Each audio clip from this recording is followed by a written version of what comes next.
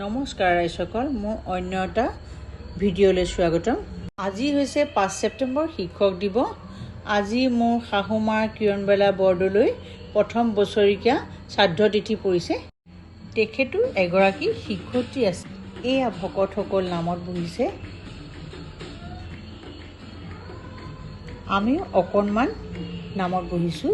এয়া নাম শেষ হোৱাৰ পাছতে প্ৰসাদ দিলে আৰু লগতে পায়স দিলে।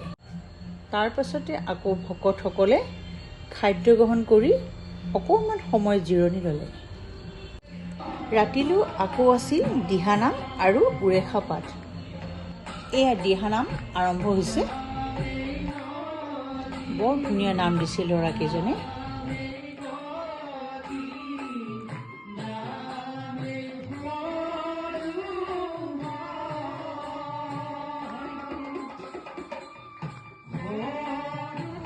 বাঁহীৰ সুৰটো শুনকচোন, ইমান ধুনীয়া বজাইছে।